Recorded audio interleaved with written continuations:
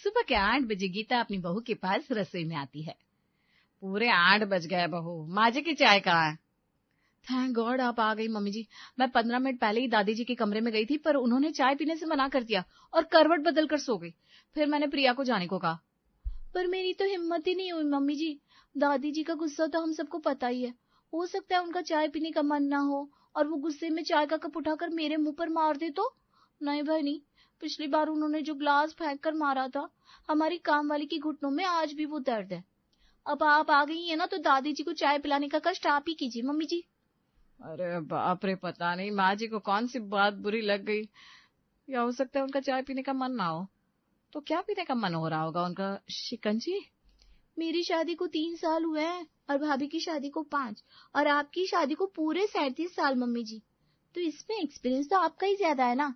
आप ही सोचिए दादी जी को क्या पिलाना सही होगा। मेरा एक्सपीरियंस तो ये बताता है कि माँ जी का मन जब चाय पीने का नहीं होता तब वो ओरियो शेक पीती है। पर कुछ कहा नहीं जा सकता है कि उम्र के बाद ना बड़े बुजुर्गों का मन बच्चे के समान हो जाता है। कब उनका क्या खाने का मन करे ये वही बता सकते हैं।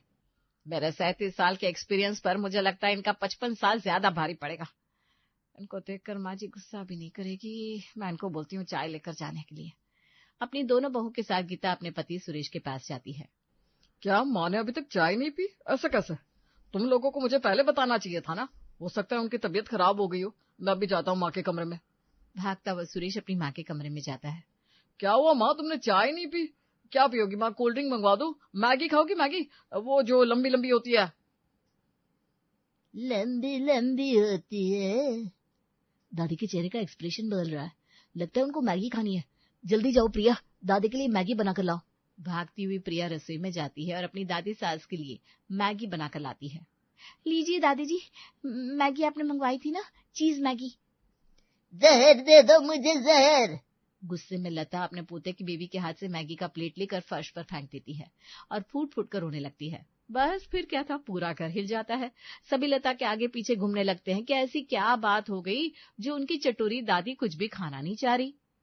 मुझसे कोई गलती हो गई है क्या दादी? तो एक मुक्का नाक पर मार दो मेरे, पर ऐसे चुपचाप मत बैठो प्लीज। अरे तुझसे कहाँ गलती हुई होगी नैन, दादी सबसे ज्यादा बचपन में मुझे ही मारती थी। बताइए दादी, मेरी गलती हो गई है ना? अच्छा, छोले भटूरे के बदले तो ये नाराजगी थूक दोगी ना? मुझे कुछ नहीं खाना। अपनी सास को ऐसी हालत में देखकर अपने मुंह पर हाथ रख गीता सिसकते हुए कमरे से बाहर आती है। क्या हुआ मम्मी जी, आप ऐसे कमरे से बाहर क्यों आ गई? और आप ये रो क्यों रही है? खाना तो दादी ने प्रिया के हाथ से छीनकर फेंका है, आपकी थोड़ी ना। ये सब देखकर तुम लोगों को समझ में नहीं आ रहा क्या? माँ जी के जाने का वक्त आ गया है। ये क्या कह रही है मम्मी जी आप? कल ही तो दादी साइकिलिंग कर रही थी और आज ठीक से बोल भी नहीं पा रही। प्राण अटके हुए गले में, सब समझ में आ रहा है मुझे। सोचा था माँ जी को उनका मनपसंद खाना खिलाकर विदा करूंगी, पर ये दिन इतनी जल्दी आ जाएगा ये कभी सोचा ना था। ऊपर से वो कुछ खाना भी नहीं चाह रही। तभी एक एक कर बाकी सभी सर झुकाए कमरे से बाहर आने लगते हैं। क्या हुआ प्रेम, दादी ठीक तो है ना? तुम सब एक साथ बाहर क्यों आ गए?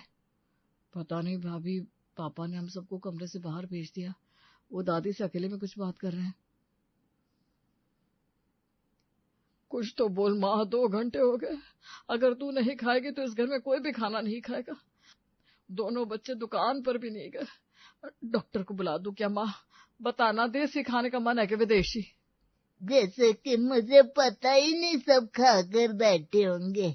देसी घी के पराठे और भिंडी। अब जब ये बन जाए तभी मेरे कमरे में आना। अब मुझे सोने दे, परेशान मत कर। अरे तो ऐसे बोलो ना माँ, तुम कहोगी तो मैं सिंघाड़े का भी पराठा बना दूंगा। तो ये भिंडी क्या चीज है?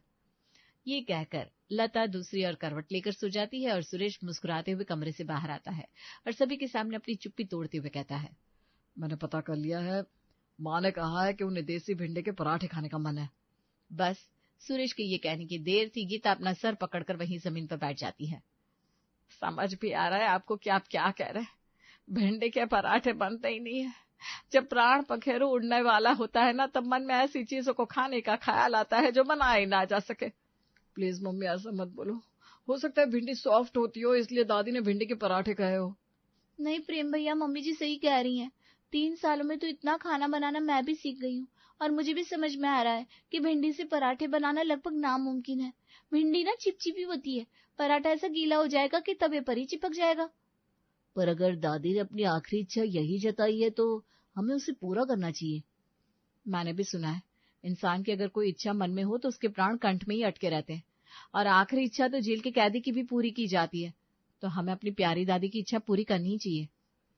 मुझे लगा नहीं था कि मुझे माँ को इस तरह अलविदा कहना पड़ेगा, पर अब जैसे हालात हैं लगता है सभी को फोन करके बताना ही होगा कि माँ।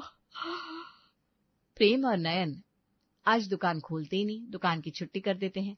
घर की दोनों छोटी बहुएं अड़ोस पड़ोस में इस बात की खबर पहुंचाने चली जाती है और गीता एक एक करीबी रिश्तेदार को इन्फॉर्म करना शुरू कर देती है।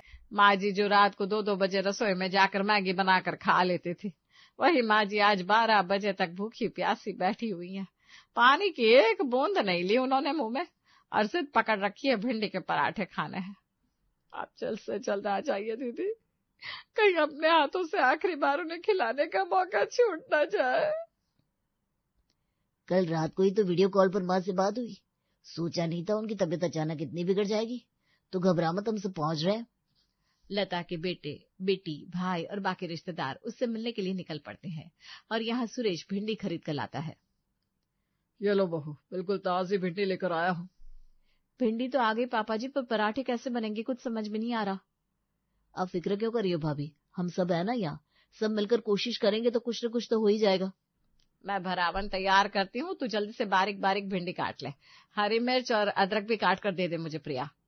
ठीक है, तो फिर मैं आटा गूंथ लेती हूँ। आटा कैसा लगाऊं मम्मी जी, समझ में नहीं आ रहा। तो एक काम कर, 2 तरह का आटा लगा ले, एक जरा सख्त और एक जरा नरम। दोनों में ही भिंडी का भरावन डालकर देख लेंगे, जिसमें पराठे सही बन जाए। सास बहू रसोई में मिलकर पराठे बनाने की तैयारी कर रही थी, तभी गीता की ननद किरण हाथ में भिंडी की थाली लेकर रसोई में आती है। किसी तरह साड़ी लपेटी और बस निकल गई मैं भाभी। माँ को भिंडी के पराठे खाने, इसीलिए रास्ते से भिंडी भी लेकर आई। ठीक किया आपने, क्योंकि मम्मी अभी ट्रायल ले रही है। हमारी भिंडी शायद अभी खत्म हो जाएगी तो फिर आपकी भिंडी इस्तेमाल कर लेंगे। किरण भी अपनी भाभी और भतीजी की बीवियों को मदद करने में लग जाती है। ये भिंडी का भरावन कम पेस्ट ज्यादा लग रही है मम्मी जी, ये तो बहुत ज्यादा चिपचिपा है, इतना भिंडी को क्रश नहीं करना था। अब आलू को हम मसलते हैं, उसमें मसाले मिलाते हैं, फिर भी मैंने हाथों को हल्का रखा था, पर यह भिंडी होती इतनी नाजुक है, ऊपर से इसके बीज इतने चिपचिपे होते हैं कि पूरा मसाला ही चिपचिपा बन गया। दादी की आखिरी इच्छा का क्या होगा? मुझे लगता है भिंडी को जरा बड़ी बड़ी काटेंगे ना तो आसानी होगी। बुआ जी, मेरे पास इससे भी जबरदस्त आइडिया है, जो हम हॉस्टल में किया करते थे। क्योंकि सच बताओ तो हमें तो आलू के पराठे में स्टफ करना सही ढंग से आता ही नहीं था। हम क्या करते थे, एक नॉर्मल रोटी बेलते थे, फिर उस पर आलू का मसाला फैला देते थे और उसके ऊपर दूसरी बेली हुई रोटी रख देते थे। बस हल्के हाथ से दबा दिया, पराठा बन गया एकदम परफेक्ट। प्रिया, तुम भी ऐसे ही करो, एक रोटी बेलो, उस पर हम ठीक ठाक साइज की कटी हुई भिंडी बिछा देंगे, फिर उस पर दूसरी रोटी रख कर थोड़ा दबा देंगे और फिर उसे उठाकर हल्का सा तेल लगाकर तवे पर सेक देंगे। इससे ना तो पराठा फटेगा और ना ही वो चिपचिपा होगा। कैसा लगा आइडिया? तुझे मैंने MBA करने भेजा था कि खाना बनाना है? हाँ, चल कोई बात नहीं, जो भी है तेरा ये आइडिया असरदार लग रहा है। तुम्हारा आइडिया तो हमेशा ही नंबर 1 होता है। दीदी प्रणाम, ये पकड़ बहू, मैं रास्ते से आ रहा था तो सोचा भिंडी लेते जाओ, वो माँ को भिंडी के पराठे खाने थे ना। हाँ चाचा जी, इससे भी इस्तेमाल कर लिया जाएगा, क्योंकि पता नहीं भिंडी के पराठे बनाने के लिए और कितने ट्रायल्स लेने होंगे। नयन के बताए तरीके से प्रिया और अनु पराठा बनाती है, पर जैसे वो उसे उठाकर तवे पर रखती है, पराठा फट जाता है। ये लो नयन, तुम्हारा आइडिया तो फेल हो गया। ये भिंडी है, भिंडी आलू नहीं है जो आराम से रोटी के ऊपर फैला दी जाए। मुझे लगता है हमें भिंडी के बीजों को निकालना चाहिए। मुझे लगता है तुम लोगों की लाई हुई भिंडी बेकार है। मेरी लाई हुई भिंडी इस्तेमाल करके देखो, देखना मस्त पराठे बनेंगे। तुम लोग तैयारी करो, तब तक मैं माँ से मिलकर आता हूँ। विनोद जैसे ही अपनी माँ के कमरे का दरवाजा खोलकर अंदर जाता है, लता अपनी आंखें फेर लेती है। ज्यादा कहाँ आ पाता हूँ मैं माँ, तुम तो जानती हूँ तुम्हारी छोटी बहू कैसी है। आज तुझसे बड़ी मुश्किल से मिलने आया हूँ और तुम दूसरी और नजरें फेर रही हो। जी जल रहा है मेरा, सुरेश को कहा है कुछ बनाने को, वो बना कर लाएगा तो तू अपने हाथ से एक और खिला देना, कुछ और तो नहीं कर सका मेरे लिए, यही सही। माँ, विनोद की आंखें भर जाती है। वो फौरन कमरे से बाहर आ जाता है। अरे कितनी देर लगेगी पराठे बनाने में, मेरी माँ कब से भूखी है। भाभी आपसे नहीं हो रहा तो मैं बना देता हूँ पराठा। तभी दरवाजे से आसपास के लोग अंदर आना शुरू हो जाते हैं और हॉल में मोहल्ले वालों का जमावड़ा लग जाता है। बताइए, कल ही चाची जी मुझे गालियां दे रही थी और आज ये हालत हो गई। चाची की गालियों की बड़ी याद आएगी मुझे। ये क्या बोल रही है तू सुषमा? अभी माँ को कुछ हुआ नहीं है। हो सकता है कि भिंडी के पराठे खाकर वो ठीक हो जाए। पर वो तो तब होगा ना जब भिंडी के पराठे बनेंगे। तो इसमें तकलीफ क्या है? भिंडी के पराठे तो और कुरकुरे बनने चाहिए। तुझे पता है कैसे बनते हैं भिंडी के पराठे? वैसे भिंडी के पराठे तो किसी के घर पर बनते नहीं, पर बनाए जा सकते हैं। चलो मेरे साथ। सुषमा रसोई में जाती है और गैस पर कढ़ाई चढ़ा देती है। अब इस तेल की गर्म होती ही मैं इस तेल में हींग डालूंगी ताकि खाने वाले का हाजमा सही रहे। फिर अदरक और हरी मिर्च। और भिंडी? अरे तू हड़बड़ा तो बहुत है। पहले इस अदरक और हरी मिर्च को भूनने तो दे। फिर इसमें डालूंगी बारीक कटी हुई भिंडी और ढककर कुछ देर के लिए छोड़ दूंगी। सभी सुषमा को भिंडी से कुछ करता देख रहे थे, पर किसी के समझ में कुछ नहीं आ रहा था। लगता है इसने गलत सुन लिया। ये तो भिंडी की सब्जी बनाने बैठ गई। सब्जी बनानी होती तो क्या हम नहीं बनाते? अब तो एक काम कर, नमक अजवाइन डालकर ठीक ठाक आटा गूंथ ले। पराठे में अजवाइन भी डल जाएगी तो पराठा हल्का हो जाएगा।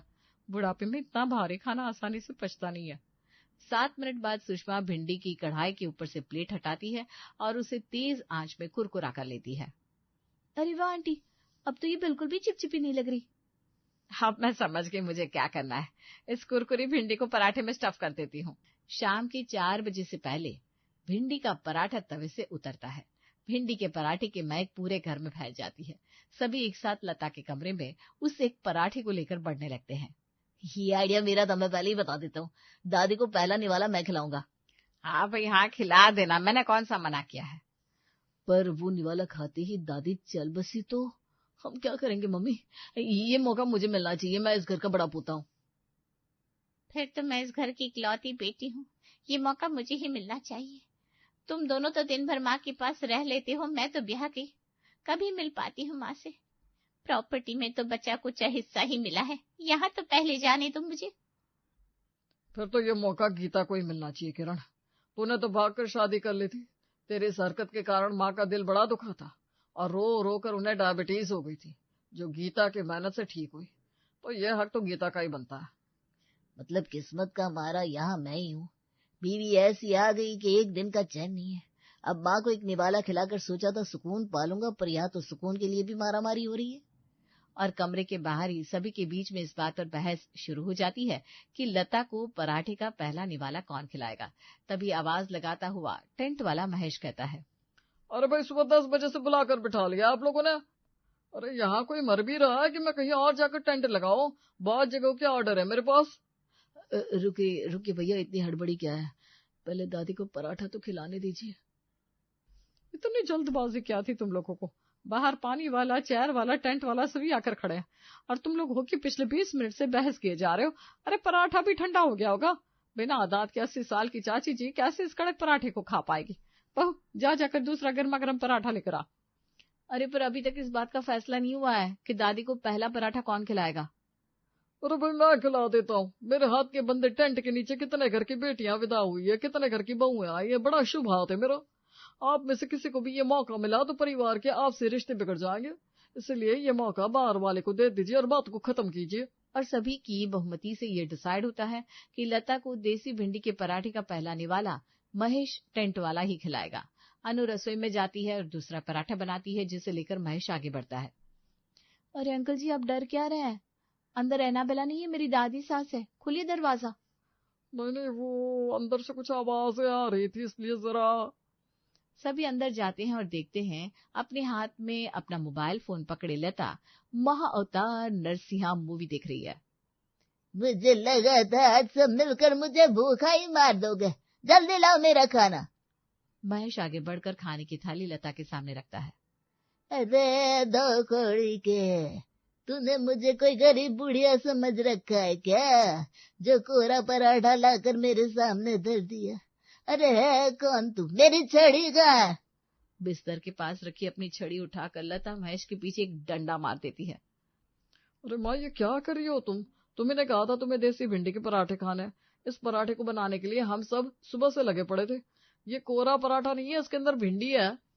रे राम, तू अपने कान में वक्त वक्त पर सरसों का तेल क्यों नहीं डालता सुरेश?